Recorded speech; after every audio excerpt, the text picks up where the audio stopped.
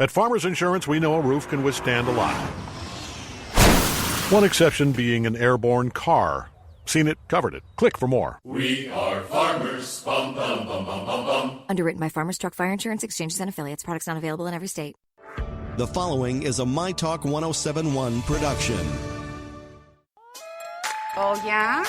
Yeah. Oh, you betcha, yeah. If it's made in Minnesota, who's making it and how? Yeah, you got that right. It's the Makers of Minnesota, focusing on the products and services uniquely made in Minnesota, and conversations with the makers, entrepreneurs, and innovators in Minnesota about how they conceived of their products and how they brought them to market. With Stephanie Hansen, it's the Makers of Minnesota. Hi, I'm Stephanie Hansen, and we are here for the Makers of Minnesota podcast. It's episode 11, actually, and I am here with Nick Kosevich. He is the founder and the maker and partner of BitterCube Bitters, and we're going to talk with him a little bit. If you've been listening to these podcasts and you enjoy hearing more about Minnesota makers, because we do have such a cool community, make sure that you rate us on any of your podcasting tools that you're listening on, whether it's iTunes or Podcast One. We really have enjoyed bringing you these podcasts. You can find them. They are housed on mytalk1071.com each week. We have lots of podcasts to listen there, too. We're adding content all the time.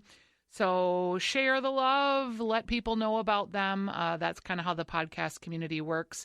And I really appreciate any sharing that you do. So, Mr. Nick, how are you today? I'm good, thank you. I first came across you at an event, and I want to say you were bartending at, it wasn't Eat Street Social, which is, I think, where maybe kind of you've gotten started, but Town Talk Diner is where I got that's started. where I first met you, yes. Yeah, it's a long time ago now, a decade ago. And I think you were making me like some kind of a creamsicle ice cream drink, because weren't they kind of popular there? That was the thing, adult malts, yes. We were doing that back then. So certainly not the first place to do, alcohol into ice cream, but we were in 2006, I think, in the terms of like what was happening in cocktails, we were certainly the first to kind of take that that vision and kind of run with it. So it was a lot of fun. Are you ready for the kind of embarrassing questions here? Sure. Okay, so how old are you? 35 years old. Okay, so 10 years ago approximately, let's just say you're 25, you're a young buck, you're kind of entering into the drinking scene. And what got you into deciding, hey, I'm going to make bitters? And I can't imagine thinking that would be a good business opportunity, but it seems like you've made it so. So I'm curious. You are 100% accurate. I think any business teacher that you told you were going to sell something that's used by the drop, they would tell you maybe to come up with another idea. Yeah, exactly my thought. So, the short answer of how and why we started BitterCube, the short answer is sheer desperation, I think. And then the long answer, which we probably have some time for today, is that, it really is a lengthy process of a couple of years. And, where did I, come from with the idea of the bartending, and how did, my name get associated with this idea of these new cocktails and craft cocktails in this market? And, a lot of that was Town Talk Diner. If you talk to other bartenders that are, successful bartenders in this market, a lot of them are going to, tip their hat to Town Talk and what that bar was. And in 2006, that was a big change in the food and beverage world when we think about the world of cocktails. It was kind of a small place. It was cute. It was heritage. It had been like a breakfast place with famous flapjacks when it got taken over. And was that your first bartending job? No. I bartended at the Palomino Euro Bistro in downtown Minneapolis. It's an amazing which I love, place. By the way. Yeah. It's a corporate restaurant, but it was a small corporate restaurant. The Minneapolis one was maybe the third Palomino that was out there. And that was my first real restaurant job. Before that, I was working at Big Mike's Sub Sandwiches, and when I was at school at the U of M, and I was a delivery driver there. But then with Palomino, I got started. I was a wait assistant during lunch shifts. Yeah. And then I moved to night wait assistant, then lunch server, then night server, then bar back, then bartender. So I really had this amazing experience under what was a really good educational corporate structure. And then I left there and... You must have worked with my friend Jack. Jack. I can't even think of his last name, but he worked at the bar forever. Yep, absolutely. So, there's this old guard of bartenders that were there that, from those guys, I really learned, what we call now like the bartender bravado when we're teaching bartenders, this idea of like what it means to represent this space inside of a restaurant. To be a bartender is a lot of things, but, there's this part of it that's like this confidence and this personality and everybody having their own version of that, and now we talk a lot about not only the bravado, but also like your bartender cadence. Like, how do you carry yourself behind the bar? What does it look like when you make drinks or when you pour a beer? And those guys that were there bartending, that I learned a lot of that from them, So you take that to Town Talk Diner, which I remember was sort of a smash on the cocktail scene because you guys were making cocktails that really no one had ever seen before in the Twin Cities. Yeah, and the family tree of drink making in this town starts between I think Town Talk Diner and La Belle Vie, really. Sure, those Johnny two, Michaels. Johnny. So there's people that worked under Johnny Michaels at La Belle Vie that have now done things, and then there's people that worked at Town Talk and have moved on to do things, and so there's some cross pollination there as well. But Aaron Johnson and Tim Niver, those are my two mentors in this business, and I learned so much from them, and they made me fall in love with the hospitality industry. I think that, when I was working at Palomino, it was always a means to an end. I was in school, then I was a musician, I was in a band, and then I went back to work at the Palomino, and then I went back to school. And, working at the Palomino was always like, there's something else that I'm doing with my life. And when I was in school for the second time working on my English degree to be a teacher, and I started working at the Town Talk Diner. And very quickly, within a matter of months, I realized like this is what I want to do. This is it.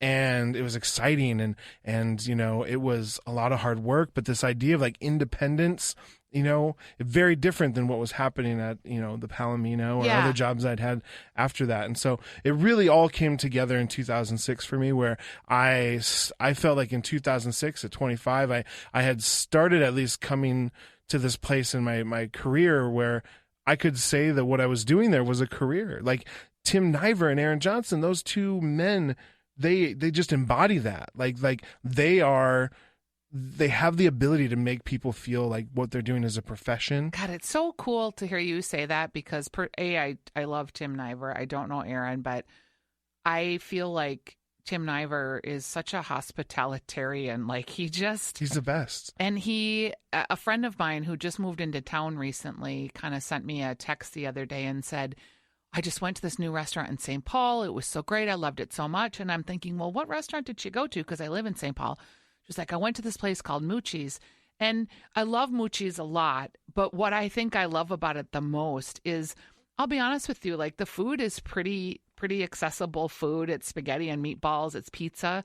What she mentioned, though, in her like experience of being in the restaurant was meeting him, was the community neighborhood vibe that she got, was the server recommendations, was the hostess chatting and helping her with her daughter. Like the whole experience that she was describing was not spaghetti and meatballs. You know what I mean? It was like everything that Niver wants a restaurant to be. She got it. And that's what the Town Talk was. We were serving burgers and cheese curds, and the chef was from the French Laundry and super talented. And there's amazing, David Vlock did amazing things there, and the other chefs to come after that. Tommy Begnaud was the chef there for a while, and he's now at Coup d'etat. And there is the whole idea of like lightheartedness and leaving your personal things at the door and walking into that space, and just it's a place of safety for everyone working there and the guests. Come in and just share this little place that we can kind of do whatever we want. And so the Town Talk Diner of that era became something much greater than I think it had ever been since it had been built. And I still think I would say that Town Talk from 2006 to 2009 is the peak of that space. I don't think that anyone will ever be able to replicate what happened there. And I don't think that anybody that operates in that space is going to be able to shake the ghosts, shake the ghosts of what we did there. And, there was a feeling of this energy of excitement, and it felt like we were getting away with something that we shouldn't even. Yeah. You shouldn't be having this much fun, and the way that we ran that place, and we called it the point position. You walk in and there's that bar and that corner Right. bar, and Tim taught me this how do you get away with being, aggressive and in control and rude, but at the end of the day, it all comes together in this beautiful package of it's just what it is and it's what we're doing, and you should come and be part of it with us. And personality. Stand in the line and let me make fun of you in front of people and watch how much fun it is, know? And I watched him do this, and I loved it, and it really became an important part of where I am now, and it was just an amazing time to be in the business. I think we started something that I don't even think they intended to do. I don't think Aaron Johnson, when he wrote that first cocktail menu, was like, this menu is going to change the way people drink in this city, and it did, and it has. And the only reason that we're having this conversation is because of that time that I was at Town Talk, and I will always look fondly at it. It's just so inspiring, and we've trained over 400 bartenders now at Bitter Cube all over the country. So let's back up there, because I'm sorry, I jumped ahead there. No. I loved that story, because when you think about being a business person, or you think about being an entrepreneur, that spark is exactly what got you to where you are today, and that you remember the mentors and you remember the people that helped you get there is awesome. I've never seen people work that hard before either. That was the first time in my life that I realized any dream can happen if you really believe in it and have the vision and understand that it's going to overtake your life in a lot of ways, and also watching them balance their personal lives, having families and working endless hours, but somehow making it all work and be happy. I hope I'm doing a pretty good job of that right now, but that is where all of that comes from, is from that place. So, yeah. So, we sit in this conversation, and what I originally thought we were going to talk about was not what we're going to end up talking about, because I thought we were going to end up talking about, you make bitters and your company. But what I'm getting from you is that the bitter making is just it's the product part of what really has become, I'm assuming, is your service orientation towards your business. Well, we wear many hats, and that was always the model that we were started with. And so, the we should introduce your partner, too. Yeah, well, I have two partners right now. I have Ira Koplowitz, who started the company with me in 2009. So we met first in 2008 at Town Talk Diner, actually, and he was the bar manager of a bar in Chicago called the Violet Hour, which in 2006, when it opened, it was really one of the first places in Chicago doing craft cocktails. And so, one of the things that I think I learned from Aaron and Tim with all of that quote unquote bartender bravado is also, there's a level of arrogance that comes with, those guys. And, I followed suit really quickly, I know what I'm doing, and I wouldn't, I wasn't really taking opinions from people at that time. Here's what we're producing. People are loving it. We're going to keep doing this. And, there was something about Ira. He came into the bar one day, and he starts asking me questions about why I'm doing the things that I'm doing and why I'm doing them this way. And here he, because he's a bartender from this very focused classical methodology, working on the same drink with 6 people days and days in a row, tweaking things. And here I am, I always compare our backgrounds, Ira's the calligraphy, and I am spray painting on the walls. And so at Town Talk, we had everything made in house that we could. And that all comes from Aaron's culinary background, every liqueur under the sun, vermouths, tinctures, tonics, all the bitters, all of these things. And Ira's super impressed, with all of the stuff that we're making. But I'm free pouring, I'm using juice from last night. It's just kind of this chaos. And he sees the beauty in the chaos, but at the same time, he just was very inquisitive. But for some reason, the way that he spoke at me, kind of penetrated something that I think I couldn't hear from anybody else, if people are this drink's wrong, I'd be no, your palate actually is probably, and there's just something about Ira that really kind of triggered that. And so we kind of started talking about stuff and where we were at, and I went and visited him in Chicago, and he was coming up here quite a bit. And so, we really started to build this friendship. And then I left Town Talk in 2009, August of 2009, and then moved to Milwaukee to originally open up a project, but then he moved up to Milwaukee as well. And then we kind of found ourselves in this place of what are we going to do outside of why we're here? And so that's when this idea of creating something that was multiple kind of ideas put together. This idea of like, we want to make products. And in 2006, there really wasn't, in 2009 even, there wasn't a lot of bitters being made, right? Now it's an extremely saturated market, but fortunately we have been doing it for 8 years now. So, there's a lot of we're a lot of steps ahead of a lot of people, you know? So there's that side of it. And then there's the side of wanting to educate people on this thing. Because, we look at where these two worlds come from. We're like, wow, this is kind of really cool. Like, we have what they have at the Violet Hour, but we also have this like culinary approach and this idea of like lightheartedness. And when you put those two things together, then like that's a really great idea, right? Yeah. Like putting the like can we put as much care and compassion and focus and education into it and still make fart jokes and throw water at people and have a lot of fun and just have it feel like almost like careless. Can you do those two things at the same time? The answer is yes, yes. know? And so we kind of put those two things together and the company is continuing to evolve and morph, but that's kind of where the consulting side comes from. We're teaching people the history of classic cocktails, how to use these ingredients and use these tools, but then every single program that we do has a different focus and shape, and some of them are maybe a little more serious and vests and ties, and some of them are like what we're doing at Lawless, which is bomb pops as garnishes and sparklers and and then so there's that consulting side which we can talk more about, but then the other two pieces are brand advocacy. So we take clients like small clients like Crooked Water Spirits, Gamleot Aquavits, Twisted Path Distillery in Milwaukee, Lawless Distilling Company, and we support them with cocktail development. We help them kind of fill in the holes where maybe someone who owns a spirit company or is a distiller, there's so many places that you have to be participating in to get the awareness of your product out. So we can help with some of those. Right. So, there's help with education, teaching people how to make cocktails with their products, all that stuff. So brand advocacy.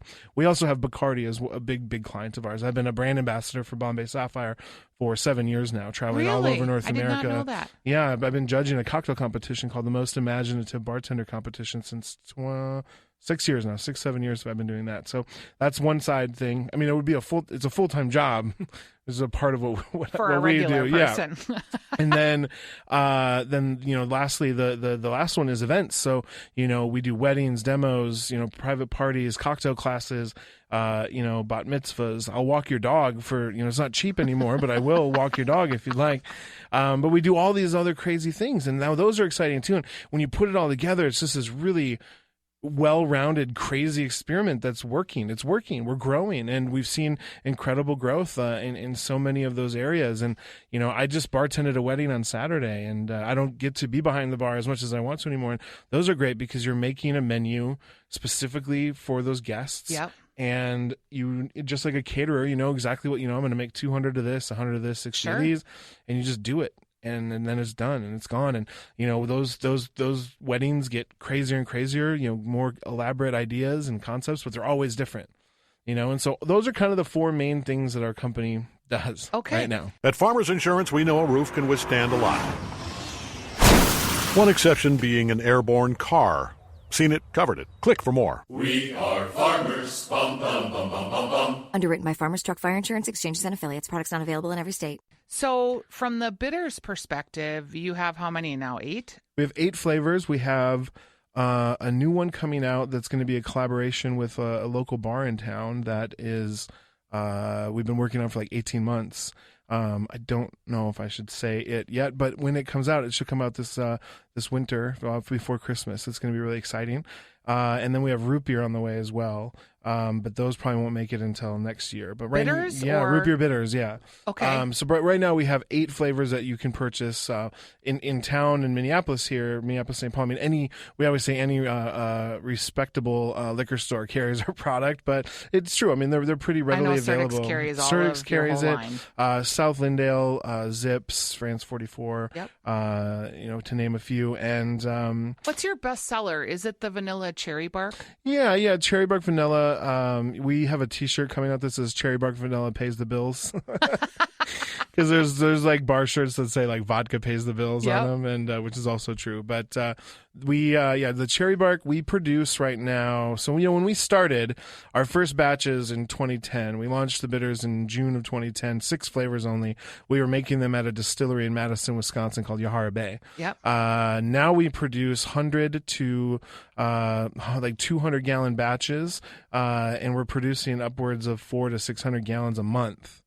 So, And it's kind of crazy. Like, I mean, I think I have at least 6 of your bitters, maybe not all 8, and it's kind of crazy how much I use them, which I would have never thought to even use bitters before this whole cocktail movement. And now my interest has been piqued with someone who's been using it in cooking. absolutely. And so, like, when I originally was like making, like, why would you sell something that you only use by the drop? But it feels like I'm a big bitters consumer, and I'm interested in how to take it to the next level kind of with cooking.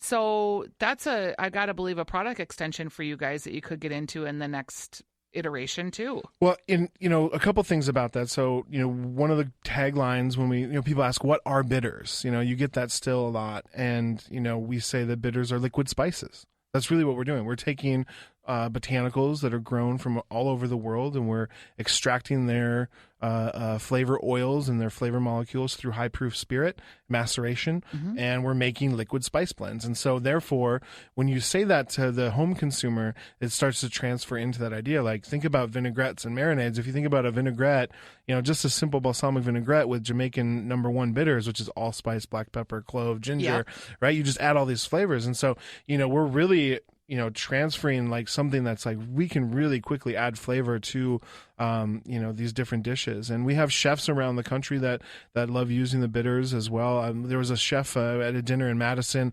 searing scallops and then putting a drop of cherry bark bitters on top of the scallop, and it kind of like evaporates as this aromatic garnish. I mean, it's brilliant, right? Yeah. And we see people using them in baking a lot as well. I mean, blackstrap bitters are molasses and cinnamon, sassafras, cookies, and cookies. Yeah, chocolate chip cookies. But in the long form of what are bitters, we say bitters are an amalgamation of roots, barks, fruits, flowers, spices, and herbs extracted through high proof spirit and softened with water and citrus juices, sugar as well. So that's kind of like the long end of that. But they are really versatile. And when people start to use them more, they start to also use them outside of just cocktails, right? Where it becomes, an eyedropper of cherry bark in a bottle of soda water, a San Pellegrino, something like that. That is, how I consume them most of the day is, until the SodaStream came out, I had a pretty serious San Pellegrino problem. I mean, it was crippling financially. Yeah, the SodaStream kind of changed my life in that way too. Yeah. And everybody's like, well, I don't use any of the flavorings. I just SodaStream tap water. And then you add bitters to that. I mean, if you add cherry bark bitters to SodaStream, it's the best thing ever. And okay, I've never done that. Yeah, I'm going to do so it. that's all. That's what we see a lot of that with. And then, for us, the biggest thing was almost, when we started the company, we were very convinced that like our main demographic was cocktail bars around the country. Well, in 2009, in 2010, we were still in a place where most of the great cocktail bars in the country were doing exactly what we did at Town Talk Diner, which was make everything in-house. Why was I making these bitters in-house? Why was Ira making bitters in-house in the first place? Was because they weren't available. Right. And so as we broke into the market, we were going to all of, even our friends and family, we'd be like, hey, we're selling these bitters now. And they're like, I make bitters in the back room. And so we're now seeing a trend where there's so many amazing products out there, not just bitters, but sugars, syrups, all these mixing things that are made by bartenders for bartenders, that you're seeing people stop making everything in-house and having that demand. I think that trend is changing. Like at Eat Street Social, for example, we had 58 house-made ingredients at any given time. Right. That's 2-3 people working full-time just dealing with prep, Yep. So I think that in my travels, I've seen more and more bar managers talk about really focusing on slimming that down, having a few unique things made in-house every menu, but that's about it. If somebody can produce a ginger syrup for me, it's going to cost way less than me paying somebody in the basement to make it, Yeah. And so the bitters are kind of doing that as well, where we're seeing a big growth in the bar world of lots of markets. But for us, it's always been the home consumer. I feel that Bitter Cube's biggest role in so many communities is education, and not just educating bartenders and bar programs around the country, but all of the events we do, the demos, the big wine festivals, those things are always about teaching the home consumer. And the truth is that our programs are also really rooted in classic cocktails, so we're not really trying to like jump over anybody's head here. You know how to make a Manhattan, or at least you think you know how to make a Manhattan. Let me show you our way to make a Manhattan. Now try it with these bitters. Right. It's kind of the simple part of it, right? We have this book that we're working on right now called The 7 Pillars of Classic Cocktails. And this book is basically our training manual that we're putting into book form for the world, right?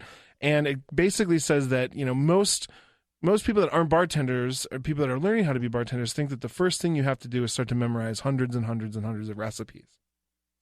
But what we say is that there's really only 7 styles of drinks out there. I mean, obviously there's exceptions to these rules, but you can really do these really broad strokes of education by being like, a gimlet and a daiquiri are the same cocktail. They're the same exact thing. They just, one has gin and one has rum. Same recipe, same formula. Here's your tools. Use them correctly. Do you know who Michael Ruhlman is? No. He's Ruhlman. Yeah. He's a chef, he has a famous book called Ratios. Yeah. Which is basically the same idea that if I teach you these 10 things, you're going to be able to cook, make a vinaigrette, do a braise, whatever these skills are, and then you can extrapolate them into all these different techniques. I should probably get that book. You should. It's one Stephanie March, my radio partner on Weekly Dish, recommended it to me, and her and I we're great partners because we're not the same. And she likes sort of the technique side of things. And I'm more of the like, okay, what do we do with the technique and how does that look in the end? But she's really into like the science and the practical pieces of it. We try to do both. And we try to do both for our consumer base, the home consumer. We try to do both for our beverage programs as well. I want to make menus that are unique to every place and fit in each program and each building, and I want them all to make sense. We want to do things that are pushing envelopes, that are really unique, that other people aren't doing yet. But at the end of the day, my number one goal is that when someone orders a drink, it's served by somebody who knows what they're doing, that cares about that person, and it doesn't take more than a couple minutes to get it out, So let's talk about that for a second. When you started Bitter Cube, you were bartending, I'm assuming. I mean, what was your seed money? Not much. So we both had left our jobs in Chicago and Minneapolis, moved to Milwaukee, and we were working on a restaurant, like a bar concept, for about the first 2 months that we moved there. And then from there, October 31st, so November 1st. So we took November, December of 2009 really to sit and build this idea. And so we were, in Ira's apartment on laptops, kind of going through business models and business plans. We were bartending together as Bitter Cube one night a week, doing a new menu every week. And so it was above Bryant's, this classic cocktail bar in Milwaukee. They were closed on Sunday nights, so they would let us use their upstairs room as like Bitter Cube Speakeasy with Bitter Cube, or Speakeasy with Nick and Ira, or something like that.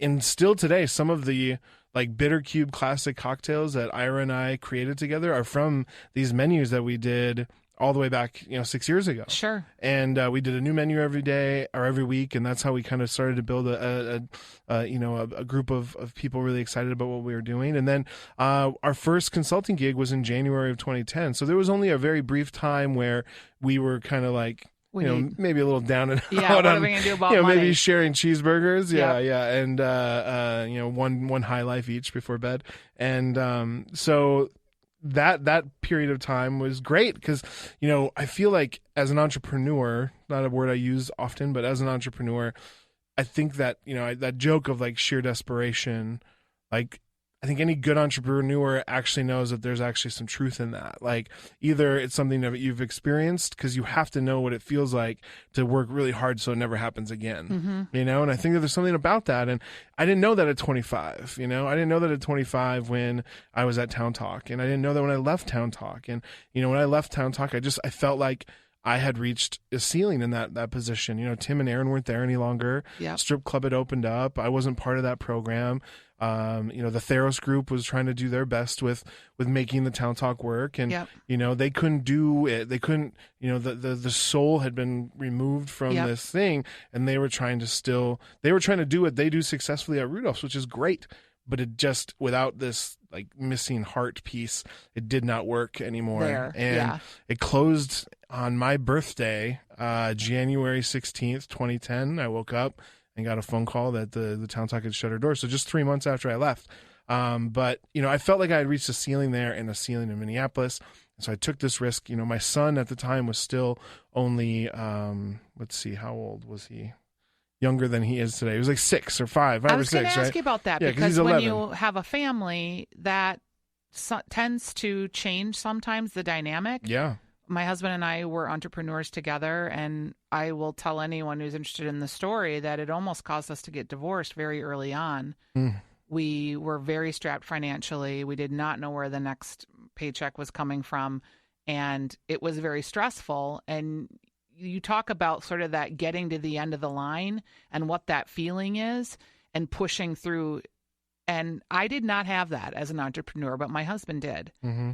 And, just being at odds with how we going to get there. And we managed to do it together. We managed to push through it. But I love to talk to entrepreneurs because, it's not easy. You don't have necessarily money coming in. You don't have health insurance. You don't have a plan, and you're building the plan.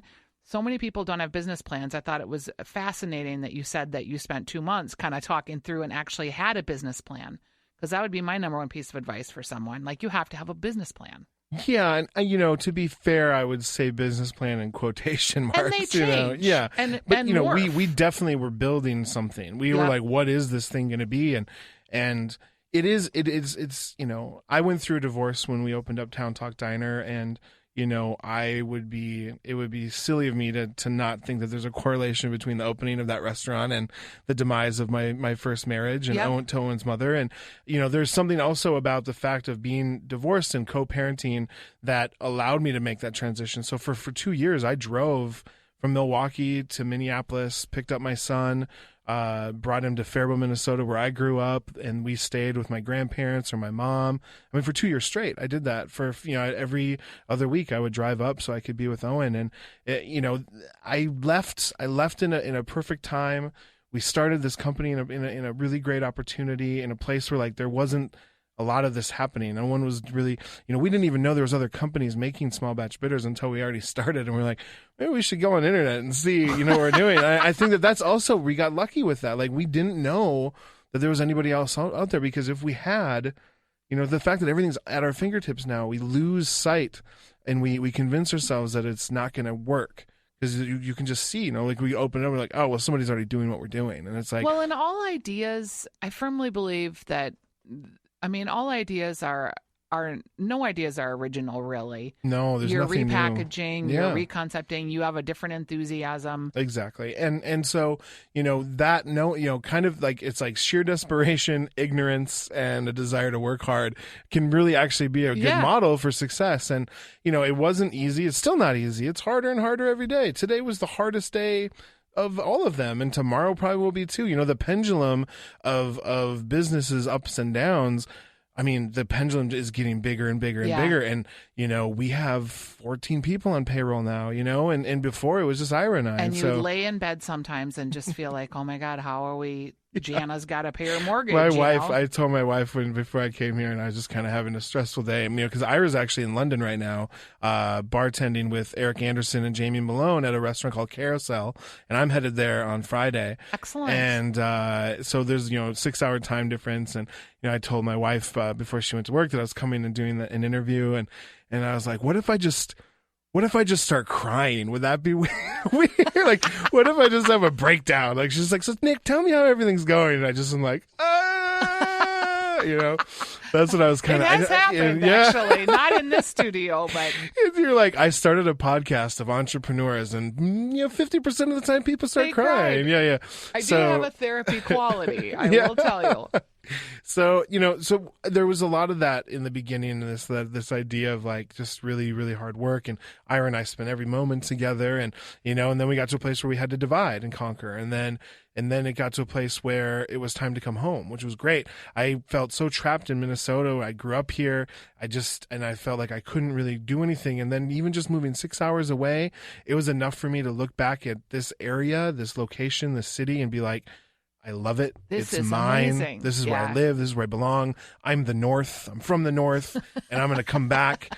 And I did. I came back. We opened up Eat Street Social, and I lived there for a number of years and did everything and worked really hard on that project. And it was a perfect way to come back to this city, was to open up that restaurant. When you think about like when you consult, right? How do you know how to charge for something like that? I think being a consultant, and that's kind of what I'm doing now too, is so weird, and I don't know how to charge for things. How do you know? Well, and in the beginning too, it was hard because someone wants you to bartend like their wedding or something, or their private party, and you're like, Ira and I are like, what do we charge? And it's like, well, I don't want to ask for too much money, and then they say no, but I don't want to ask for too low of money. And I'm like, well, wouldn't we just do this for like sandwiches right now? Like I will literally bartend your wedding if you feed me, was Yes. where we were at in 2009, And so now, for us, our services continue to expand. We weren't always brand advocates, and that just became a part of our business naturally. And, Is Ira a brand advocate too? Yeah, I mean, Ira does another program more so than I do with Bacardi. So for the national brands, we created this program called the Tailor-Made Tonic Program. Mm-hmm. And so myself, Ira, and then Gary Hayward, who's the national brand ambassador for the House of Bombay Gins, we travel around North America, and we're about to do London as well. I mean, the world eventually. And we have this like tonic kit, and it's got 18 different extracts. We go sit down at a bar, we taste through all the extracts, they blend a tonic, and then we make them a 32-ounce bottle of this extract at the Apothecary in Milwaukee, where we make the bitters. And that 32-ounce bottle will produce roughly 500 gin and tonics. And so we do that a lot. And so that's cool. That's Ira's program with them. And then my program with them is, the judging of the most imaginative bartender competition. I get paid to do the three things I love the most: eat, drink, and judge people. Yeah, that's pretty funny. Now, when you're at a bartender competition, and we judge food contests, sometimes it's really hard because you're like trying 20 chilies, and you're trying to find the I subtlety want to in try all these 20 chilies. Maybe we can switch jobs. Do you have like a super palate or? Yes. I mean, I think that I have a normal palate, even though I tell everyone I have a super palate, but I think my palate's normal. But I think that it's an educated palate. So I understand the idea of balance, and I understand what drinks could and should taste like. For judging cocktail competitions, we're looking at four main things: appearance, which is, what does the drink look like? Sure. Aroma, what does it smell like? You'd be surprised how many cocktails fall short on that. I tasted 350 cocktails this year in this competition over the course of 5 weeks, and 75% of them just don't have any aroma. And as we build drinks, we always assume that the way that the ingredients smell when I made the drink is what the drink's going to taste like. But you've dropped those products down in temperature so low that the aromas are subdued. You've kind of masked them with temperature. When you do have a drink that smells good, it's like wine, right? It's like you're bringing it to your nose and you're getting a sense of, it's just like, can't wait. Yeah, absolutely. And then, so taste then, obviously a big one to judge on. And for taste, it's always that balance for us. Like, is the cocktail balanced between acidity and sweetness? And in those balancing acts, then does the spirit shine through? Does the theme shine through? And so we're always looking at those things, and it's a great opportunity to be able to travel around the country, taste cocktails from every market, meet bartenders from every market, and then I get to come back home and I get to use everything that I learned and saw and tasted in all of these programs that we're doing. And so to go back to the consulting, like, how do you charge for that thing, right? So it all depends on, what you're providing them. So we have a consulting packet that we update every year. And so like our 26 consulting packet has 6 different options, all the way down from like, we'll come in for 3 days and we'll do the masterclass. Like the masterclass is about 18 hours of work where we talk about these fundamental 7 pillars, and we get you behind the bar and we show you stuff. So that's kind of for like a restaurant or a bar that's already open and they see that the landscape of food and drink is changing and they want to update it. Because, the beautiful thing about the consulting side of our business is that, the bar world is an apprenticeship style job, just like carpentry. Sure. So you have to have someone teach you how to do it right in order to do it right, just like carpentry, which makes me a lot like Jesus.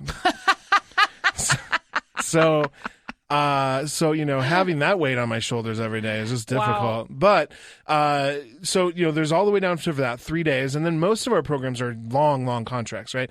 I want at least a year for everybody because I can't show somebody what I do. That idea of the bravado and the cadence, you don't get to show that when it's like a wooden bar. The bar's not even built yet, and we're trying to teach people how to make Manhattans. Yep. Like, they need to watch me and watch my team bartend and bartend with them. And that's why Eat Street Social, like, you go to Eat Street Social today, I would say a lot of people go there and they're like, this is a Bitter Cube bar.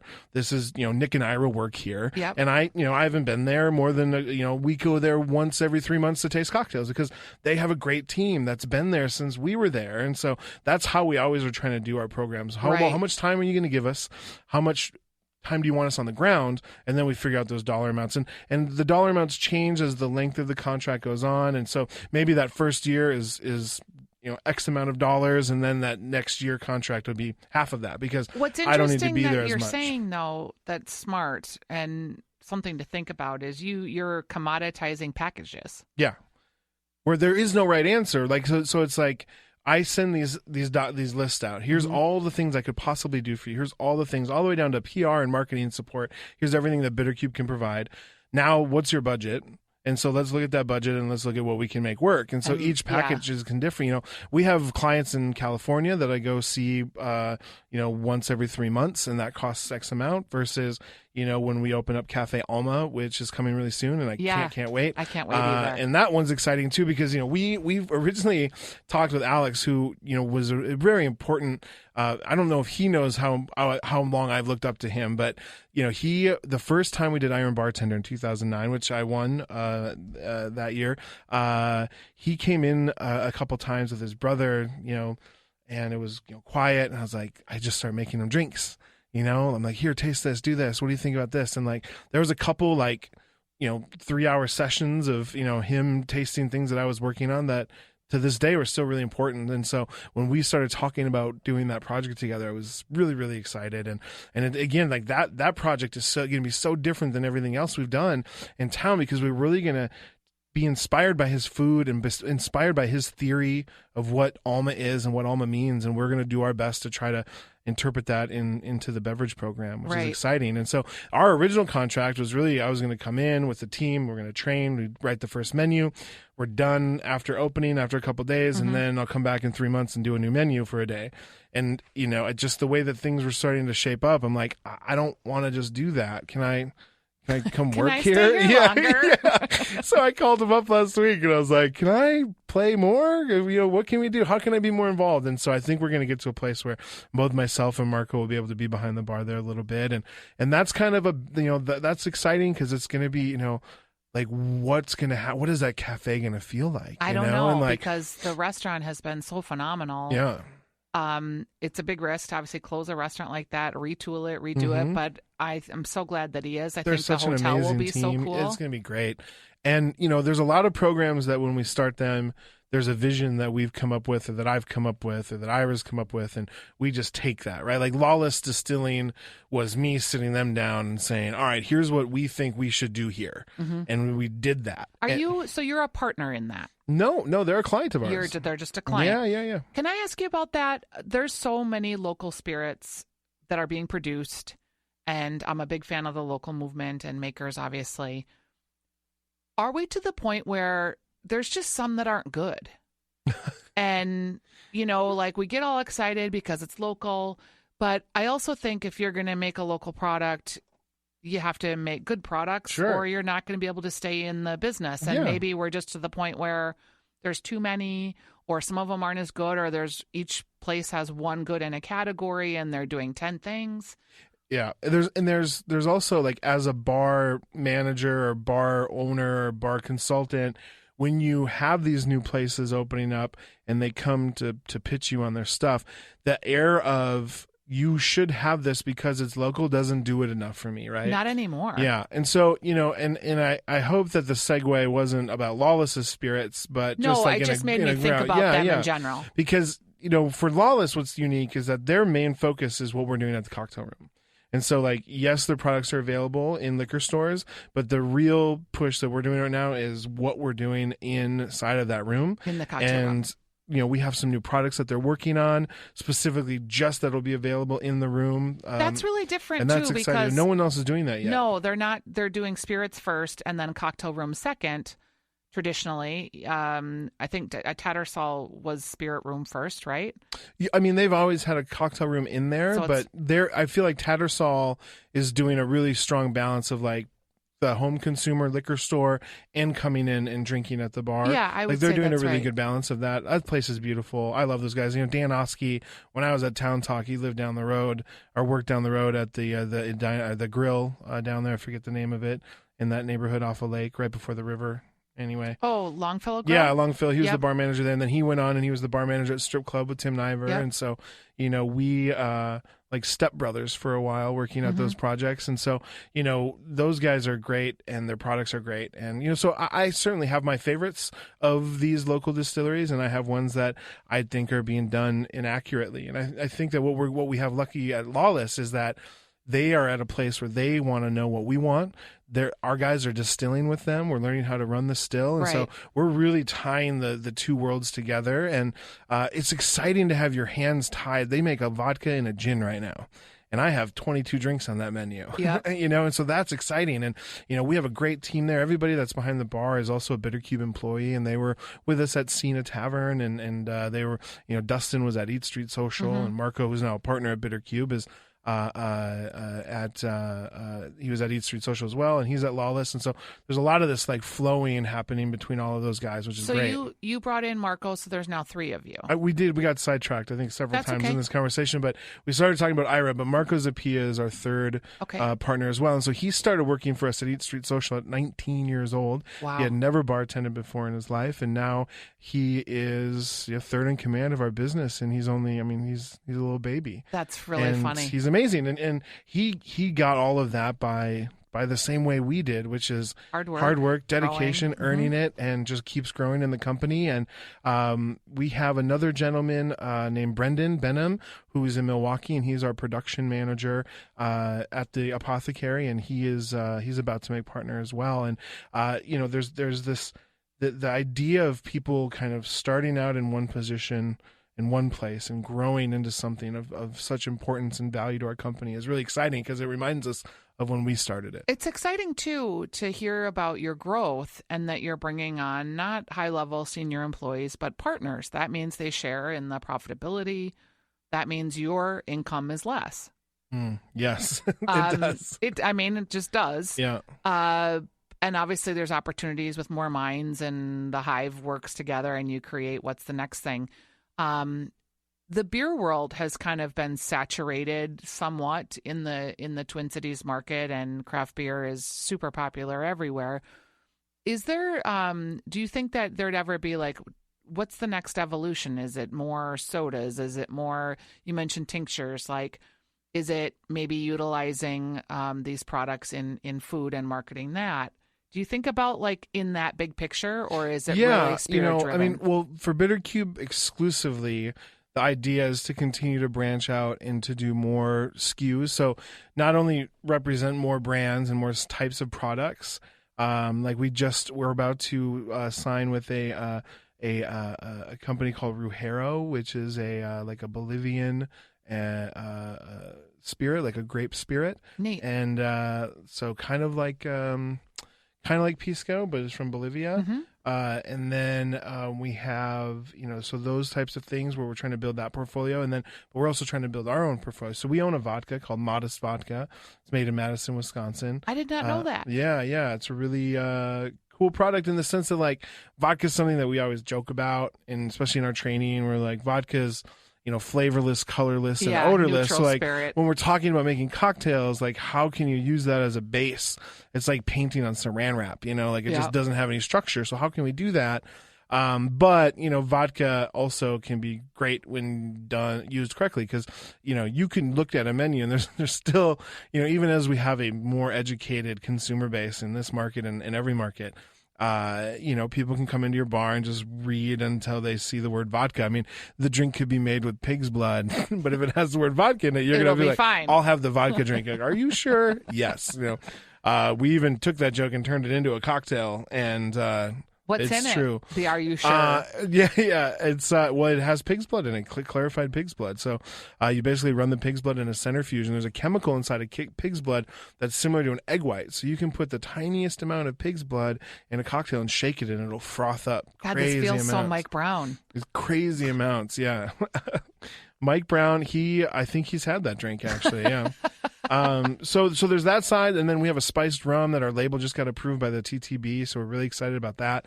That's a collaboration with Twisted Path Distillery, which is a distillery right below where we make the bitters in the Lincoln warehouse. So, we're trying to do that. We have a jigger coming out, a new Bitter Cube standard jigger.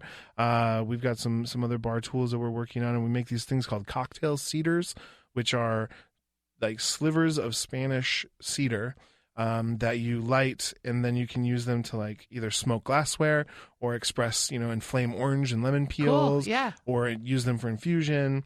And the reason is that you get rid of the sulfur from matches and the butane from lighters and things like that onto your drink if you're trying to like express oils and flame them. One thing that I love that I haven't seen a lot here in the Twin Cities is there's a place called Tongue in Cheek, which does a cocktail flight. There's like 4 little mini cocktails. And I assume that more people don't do that because it's time consuming to actually make the cocktail. But can you see, like, I feel like if we got more into cocktail flights, that we would be able to do more food pairings, really experience more of the, I don't know, botanical nature of some of these cocktails. Mm. So I think, a couple trends that I'm seeing taking place and I think are going to happen, the one is like, I think you're going to see more canned cocktails. So I think, we're going to see this idea of craft try to be more and more transposed to the liquor store. It's not going to work like the same way, but the idea, like if you can get a Bitter Cube gin and tonic at a liquor store, that's kind of one vantage point. You're also going to see if brands and companies can create those products that are already pre-made, you could essentially see those starting to be utilized even in the best bar programs, right? So like if I can get a gin and tonic in can and somehow there's a quality to that, that you might see that start to be utilized. Because you could amend it with some small ingredient and it would be an upgraded. Exactly. And then you also see the batching kind of being figured out, where a lot of times, even just a few years ago, people would be doing keg cocktails and bottled cocktails, and everybody thinks it's like the best new thing, but they weren't treating those cocktails correctly. And so like if you make a kegged like daiquiri and it has a bunch of lime juice in it, that lime juice is going to go bad, and that keg cocktail is going to go bad. And now you see people starting to utilize new techniques and technologies to get away from that, so that the drinks that we are batching and bottling to have efficiency are also preserved in a way that they will taste the same day 1 to day 30. Those types of techniques, as you see more places doing it, are going to allow for those smaller things to happen. And so we try to do that. Where at every menu, we're trying to be as efficient as possible. We have kegs on tap that are full of cocktail. We have bottled cocktails. We have cocktails and champagne flutes that we've carbonated. And so as we make all of that part more efficient, it allows us to do more exciting things in terms of garnishment, in terms of splitting drinks. But yeah, I mean, you look at, if you're making 4 quarter-sized cocktails, all a minute for every order, and you have a full house on a Friday night, I mean, it's going to shut your bar down. And so, but I think the idea of pairing is happening. I mean, we've done hundreds of cocktail dinners, and they're our favorite. Like I said, Ira's in London right as we speak doing one. It's their first night at Carousel restaurant in London, which is great. We're the first bar team ever to take over the bar program at that place, which is really exciting. That's cool. And I think Eric and Jamie are the second American chefs since they opened. Gosh, and any word, I mean, Brute, is it? I want that place to open. It's so happening. Bad. It's happening. It's going to happen. It's continuing to evolve, but it's a real thing. And they have space. It's not my place to talk about those things, but I will be there, and I can't wait. And I can't wait to showcase what we're going to do there.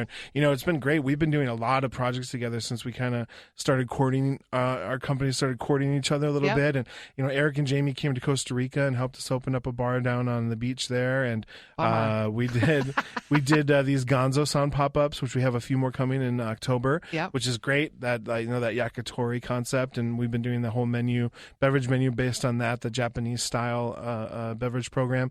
And then, we've just had a few of these different pop-ups all over. So it's been a lot of opportunity to really learn how to work together and really play on flavors and things like that. And those guys are so talented, and I also cannot wait for Brute to open up. So. You're very well thought of in your industry. People always talk about like how nice you are and how kind you are, and I just really appreciate that you came in today and spent some time with us. Yeah, they say you're a man with a very big heart and very generous with your time. That is very nice. Thank you. Is this where I'm supposed to cry? I didn't.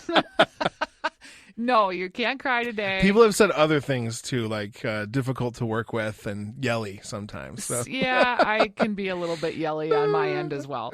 All right. Thank you for spending time with us today, and good luck in all of your endeavors to come. And I'm going to check out your Modest vodka. Thank you. At Farmers Insurance, we know the sound of a perfect hot air balloon landing. And a less than perfect one. Seen it, covered it. Click for more. We are farmers. Bum, bum, bum, bum, bum, bum. Underwritten by Farmers Truck Fire Insurance Exchanges and Affiliates. Products not available in every state. I'm Rita Foley with an AP News Minute. An F-16 pilot having hydraulic problems with his aircraft managed to parachute to safety as the plane smashed into a warehouse east of Los Angeles. Fire Captain Fernando Herrera. That pilot landed in the March Air Force Base area, in the base itself. Amazingly, there were no serious injuries after the plane hit the building. Alabama executed a man last night for his role in killing 4 people after an argument over a pickup truck. Tennessee executed a man who killed his wife. Reporters couldn't see the execution, but AP correspondent Travis Lawler says we could hear sounds, including singing, that Mr. Johnson's attorney says was him singing a hymn. Answering a reporter's question, President Trump said he hopes the U.S. is not on a path to war with Iran. Mr. Trump has dismissed suggestions that any of his advisors are trying to push him into a conflict. I'm Rita Foley.